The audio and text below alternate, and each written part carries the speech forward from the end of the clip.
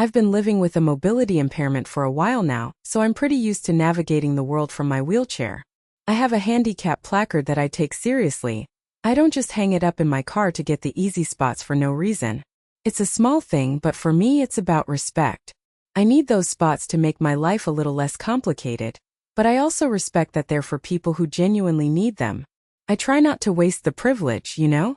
That afternoon I was on my way to a friend's house for a few beers.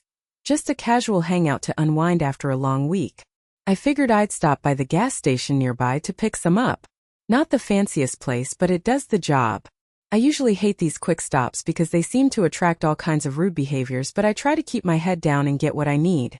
It was just a short drive, nothing out of the ordinary.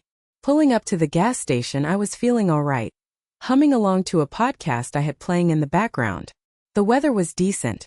Not too hot, not too cold. Enough to make the trip bearable without any extra hassle.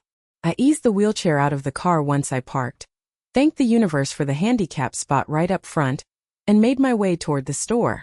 It's funny how something as simple as a parking space can feel like a small victory sometimes. As I rolled toward the entrance, though, I noticed something that immediately sent a little irritation bubbling up inside me. There was a car parked in the handicap spot. A sleek black sedan, nice looking, but it wasn't supposed to be there.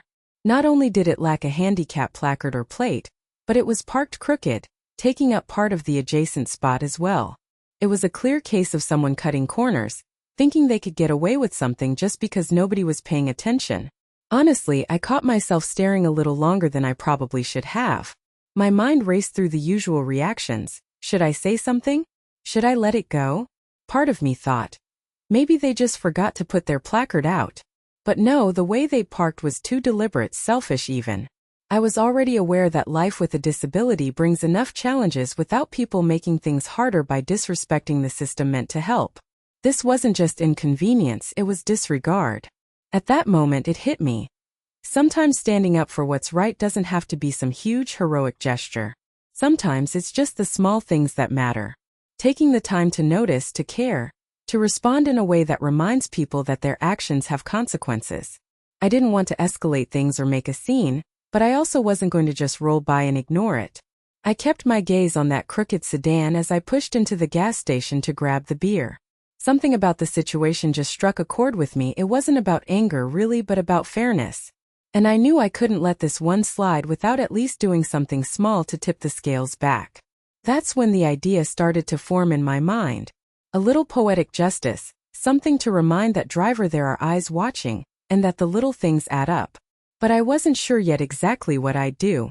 All I knew was that this wasn't going to be one of those moments I let slip away. And sometimes the smallest actions make the biggest statements. As I checked out with my beers and headed back outside, the car was still there, parked like it owned the place, and I was already thinking ahead. Sometimes you gotta fight petty with petty. And honestly, those moments can be more satisfying than you'd expect. So yeah, let's just say I was ready to make my move. I still remember that moment like it was yesterday, the exact second when I noticed the car pull into the handicap spot, but not just pull in normally. No, it was parked so carelessly that it was practically hogging not only the space assigned to the disabled but also the spot next to it, completely blocking it off by parking right over the dividing line. At first I thought maybe the driver just made a sloppy mistake. But no, the driver wasn't even around yet. The door opened and out stepped this guy who couldn't have cared less about the inconvenience he'd caused. He was calm, casual, like he had every right to park wherever he wanted without a second thought. The entitlement was obvious, right down to the way he shut the door firmly, like no one else's needs mattered. I felt my blood start to boil. You see, this wasn't just any parking spot. It was the one spot that I rely on every single time I go out.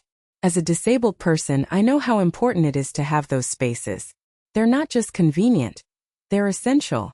So to see someone blatantly disregard the lines and the purpose of that spot felt like a punch in the gut. It wasn't just the physical space he'd taken. It was the message behind it, that my rights and my needs were invisible to him. Honestly, I didn't know what to do right away.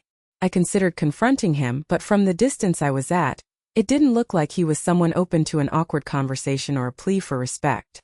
Besides, sometimes these confrontations spiral into something more than you want, and I wasn't about to risk that. I couldn't help but replay the scene in my head, feeling that surge of frustration grow into this burning desire to make a point, without direct conflict. The more I watched him, the more the selfishness stood out. He was fiddling with his phone like he had all day, completely oblivious to the fact that his car was blocking access not just for me, but for anyone who needed that space. And it wasn't like the parking lot was empty either. Other spots were available, but he had just decided the handicap spot was the easiest grab for him. At that moment, it hit me that this small act of negligence was actually quite a big deal for people like me. It tore at my patience and my pride. So I started thinking about how I could respond in a way that made the point stick. Something that wouldn't be violent or confrontational but would also let him, and maybe others, realize that those spots are not just lines on the pavement. They represent respect, dignity, and sometimes the difference between independence and hardship.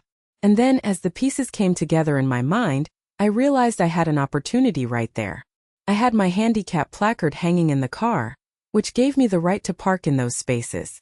Maybe not the one he'd occupied so carelessly, but the one right next to it, the spot he'd blocked by parking so selfishly. That's when I started planning my own little act of petty justice. Nothing huge, nothing that would go viral or make headlines. Just a quiet reminder that selfishness has a way of boomeranging back.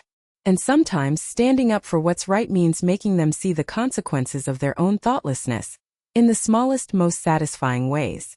So with that thought planted firmly in my mind, I started figuring out the best way to use what I had. A simple placard, a legitimate right, and the situation that this careless driver had created.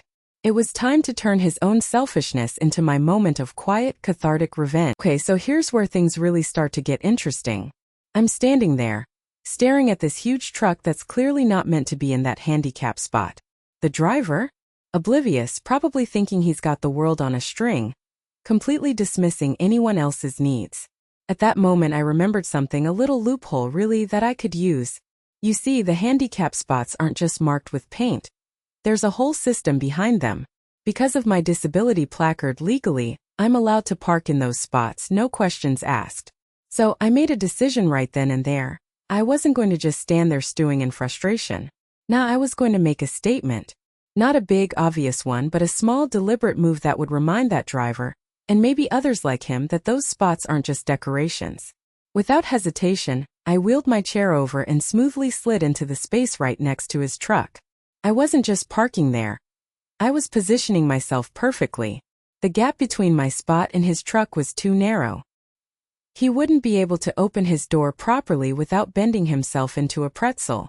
It didn't take much creativity, just a little spatial awareness and knowing the rules. As I shut off my chair and locked things up, I glanced over at him. The guy was just now getting out of his truck, probably expecting a quick trip inside. The look on his face when he realized where I'd parked. Priceless. His eyes darted between his truck door and the narrow space next to it, and then back to me, like I was some sort of inconvenience he hadn't anticipated. I'll admit, a little part of me felt satisfaction. It wasn't vengeance in the grand dramatic sense. No knocking mirrors off or slashing tires, but it was enough. Enough to say, hey, you can't just take what's not yours and expect the world to roll over. There was something quietly powerful in that small act. It spoke volumes about respect and fairness without raising a single angry voice. I grabbed my shopping list, well, more like a mental note at that point, and headed into the store. But here's the thing, I didn't rush. I deliberately made my way slow, almost leisurely through the aisles. Browsed that cereal aisle a bit longer than usual, checked out the canned goods, lingered near the dairy section. I could almost feel the guy outside, probably struggling to open his door, inching around trying to figure out how to get out without knocking into my chair. Honestly, if I could hear the muffled grumbles and sighs, I'm sure they'd be music to my ears. There's a strange joy in those small moments, you know? It's like a little win carved out in an otherwise frustrating day. I wasn't causing harm or making a big spectacle. I was simply using my rights and a bit of clever thinking to turn the tables just enough to make a point. Justice doesn't need to be loud or violent. It can be quiet, deliberate, and oddly satisfying. I pictured that driver stuck, maybe realizing for the first time how thoughtless his parking was, how it inconvenienced someone who actually needed that spot. And maybe, just maybe, that would stick with him longer than a lecture ever could. So yeah, I took my time inside, soaking in the little victories and turning what could have been a quick trip into a small act of protest. It was petty, sure, but sometimes the small things matter most, especially when they remind others that respect isn't optional. And as I finally made my way back, ready to leave, I felt that same quiet confidence, knowing I'd done something right, even if it was just this little perfectly timed nudge. But the story didn't end, so there I was stepping out of the store at my own pace, taking my time like I usually do. The sun was just right. Not too hot, but enough to make the day feel worthwhile. I glanced over at the handicap spot and sure enough there was that same car still awkwardly parked with the driver standing nearby. He was fiddling with his phone, glancing around, maybe realizing that his little shortcut had some consequences after all. I admit seeing him just standing there, shift-shy and a bit uncomfortable, gave me this quiet sense of satisfaction. It wasn't some grand spectacle or public shaming, just a simple nudge that said, "Hey, you can't do that here." Inside I took my time. I browsed through the shelves more thoroughly than usual, picked out a few extra things, made sure I wasn't rushed. It felt like this small act of pushing back, refusing to let him get away with being careless or selfish, was my way of reclaiming a bit of dignity in a world that doesn't always make that easy for someone like me. And even though it was tiny, it mattered. It mattered because it was a reminder that respect isn't something you get handed freely. Sometimes you have to stand up for it, even in the smallest ways. When I finally stepped back out, I saw that he hadn't moved his car yet. That awkwardness stuck around, and I felt this quiet, cool satisfaction ripple through me. It wasn't about revenge or making him feel terrible.